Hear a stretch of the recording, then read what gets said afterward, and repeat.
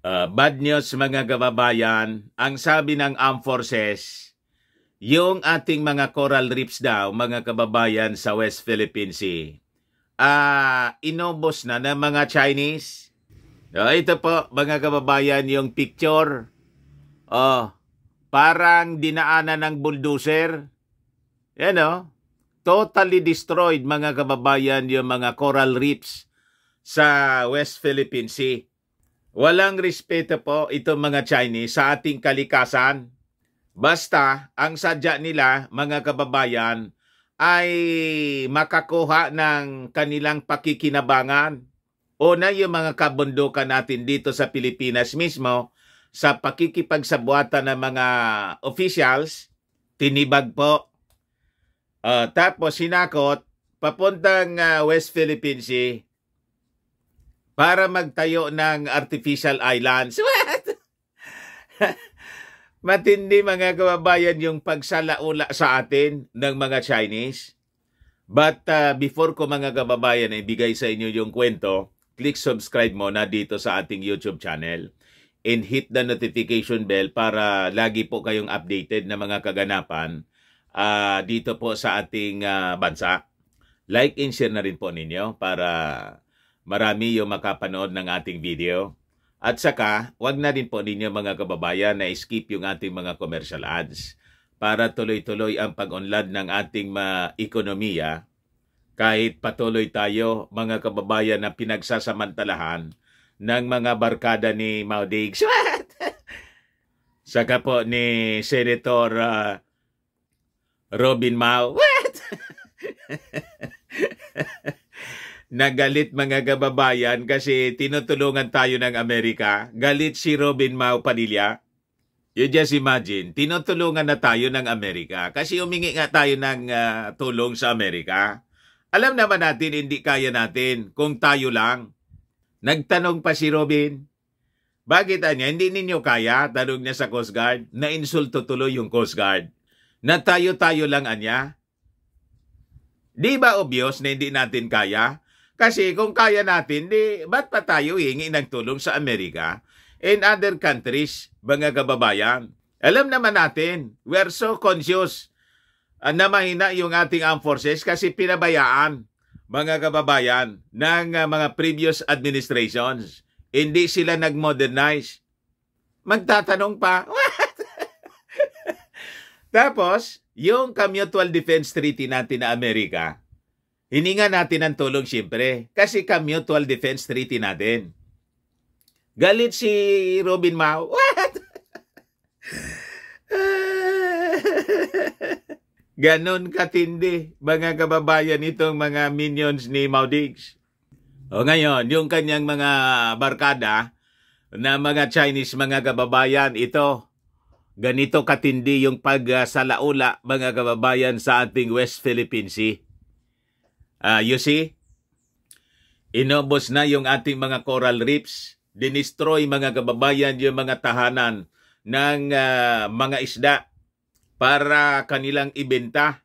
Nininegosyo po nila, mga kababayan, itong mga coral reefs. So sabi rito sa balita, Rosol, Iroquois Reef, near Palawan, has been plundered of its corals. And the Chinese were likely behind it, the Armed Forces of the Philippines said yesterday. Wala man iba na pwedeng kumuha kasi sila yung nag-swarming doon. Swarming. Until today, may swarming po. May panibagong swarming ng mga Chinese militia vessels. So sabi rito, Vice Admiral Alberto Carlos, Commander of the Armed Forces Western Command, WESCOM, said, the massive poaching of corals left a trail of destruction of marine resources in the area which is within the country's exclusive economic zone. Ganon katindi yung pagsalaula sa atin ng mga Chinese na barkada po ni Mau Diggs at ni Robin Mau Padilla, mga kababayan.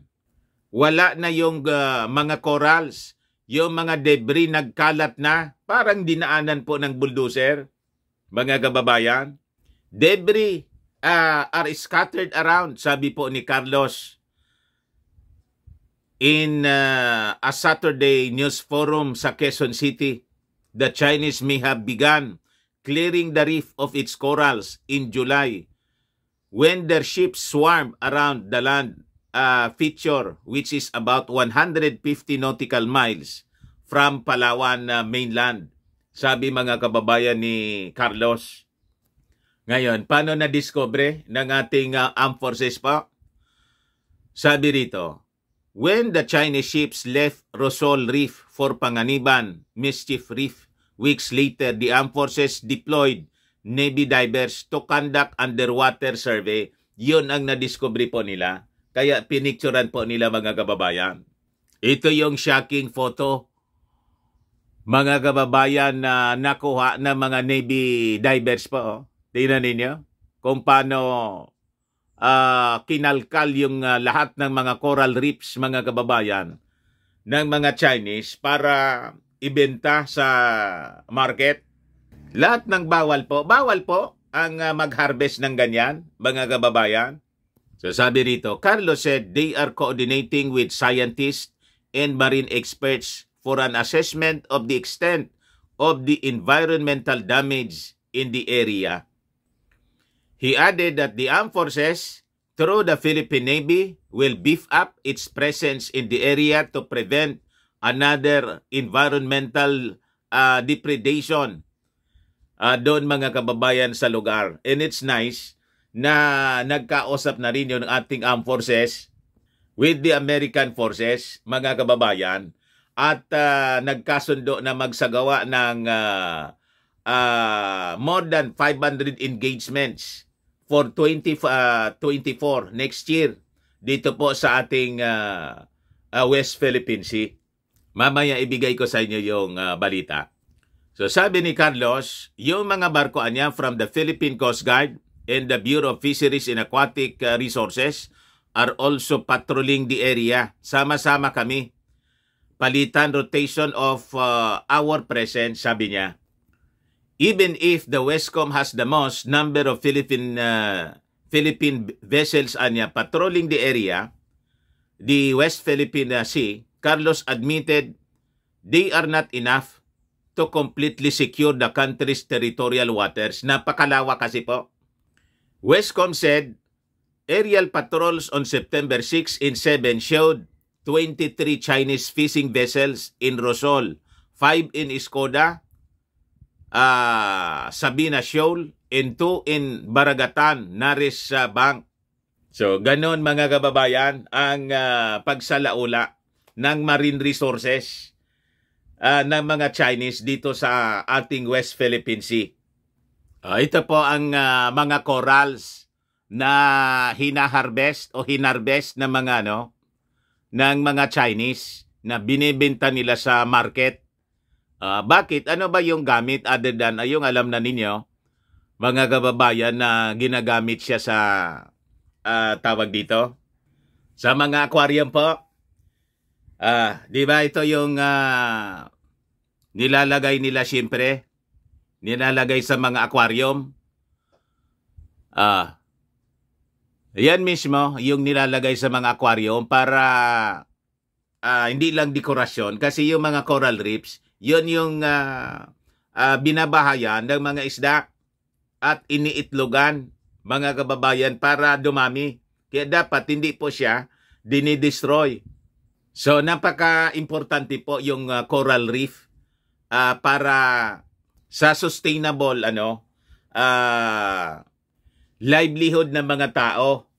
Kasi dyan po, pinamamahayan kasi siya ng mga isda.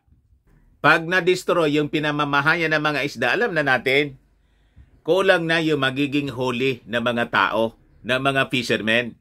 So coral reef are invaluable resources to local communities around the world, serving as sources of food, jobs, and livelihoods, and as coastal protection. So sabi rito, without effective management and enforcement, the trade of coral reef species and products jeopardizes the potential of coral reefs to sustain local communities and future generations. So, ganon siya ka-importante mga kababayan. Ngayon, nininegosyo po yan, mga kababayan ng mga Chinese. Hindi lang man ang mga Chinese, kundi ng mga tao sa mundo kasi maraming bumibili siya sa kanya, mga kababayan. Marami kasing gamit po yung mga coral reefs. It is mined for construction. In East Africa, Southeast Asia, and the Pacific, corals are mined for limestone in construction materials. Sometimes coral pieces are removed for use as bricks or road fill.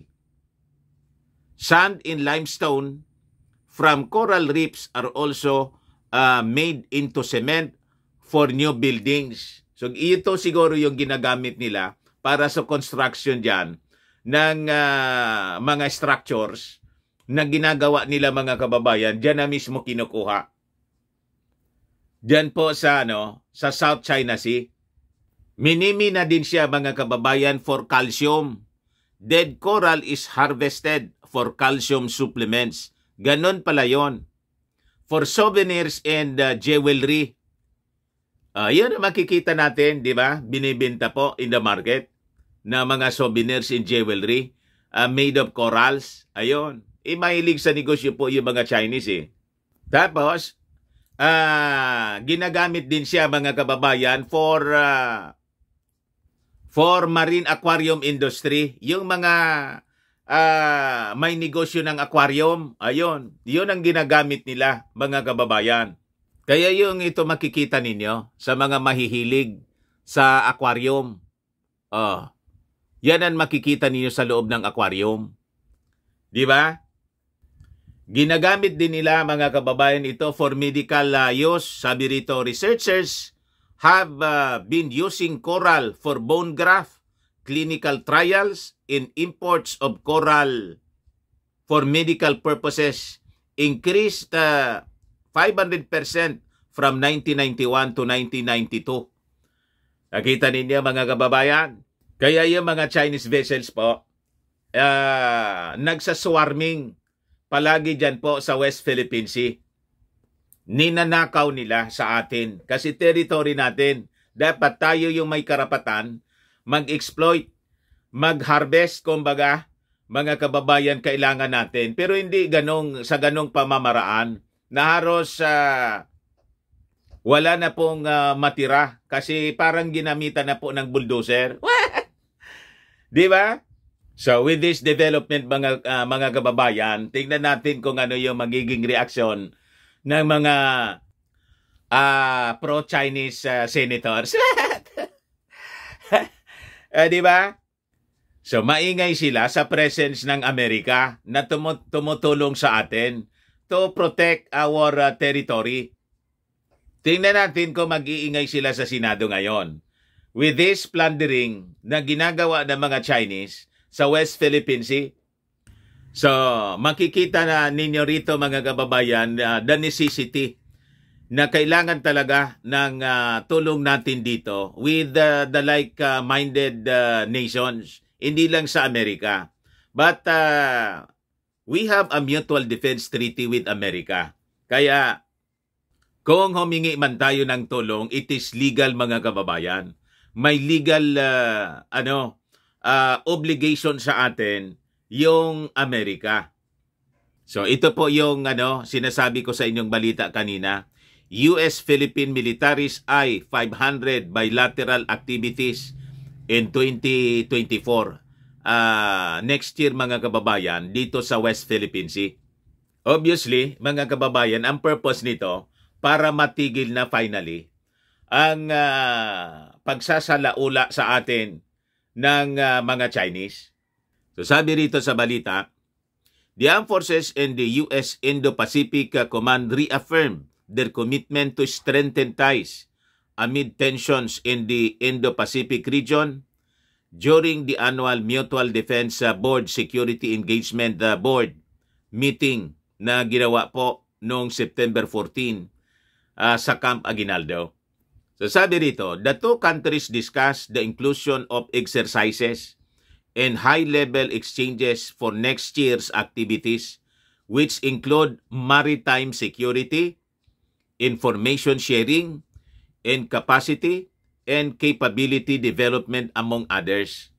Ngayon, for his part, Surigao del Norte Representative Robert H. Barbers and his brother, Governor Lyndon Barbers, on Saturday, kahapon, urged the armed forces and the U.S. military to inspect the province for possible consideration as an additional EDCA site. Mabuti pa tong si Congressman Ace Barbers at yung kapatid niyang si Lyndon Barbers na gobernador, mga kababayan, hindi tulad ni Mamba ng Cagayan.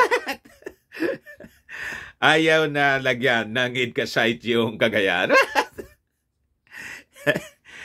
Barkada ng mga Chinese kasi, mga kababayan, na nagsasalaula sa ating bansa. So sabi ng magkapatid, mga kababayan, our province niya is situated on the northeastern tip of Mindanao, facing the Pacific Ocean. Its deep waters can accommodate the huge naval ships of the United States. Sabi po ni Ace Barber. Sabi niya, ang Surigao del Norte niya has a distinct advantage as it is openly facing the Pacific Ocean, yet has an outlet to the West Philippine Sea. So madali lang yung pag-responde po. The ships can traverse the country from east to west and vice versa without needing to circle around. This is a very strategic advantage niya. So, paliwanag niya, military presence niya will discourage any hostile activity and even posturing by foreign forces, both civilian or otherwise. Kaya willing niya kami na mag-host ng additional EDCA site dito sa aming province. So, yun man lang po, mga kababayan, yung mga balita natin. Baka lang gusto ninyo itong itry. Firmax Firming and Lifting Cream. Pinapahid po sa mga pulses and affected area. Mainam po sa paninigas ng mga kaso-kasuan. Ito naman po, Automax Radiant Serum. Sa mukha naman yung application. Anti-aging po siya. You will look 10 years younger than your age. Sa mga cancer patients naman po, baka lang gusto ninyo itong itry. Neng sa red mix fruit drink. Hindi man po siya gamot, food supplement siya. Kaya lang, gawa siya, mga kababayan, sa goji berry. Yung goji berry may anti-cancer properties. Ayos, yung mga inquiries ninyo, dumiretso na lang kayo sa aming messenger sa Facebook para masagot namin agad. Ako po si Dante Maravillas. Bye-bye po. God bless.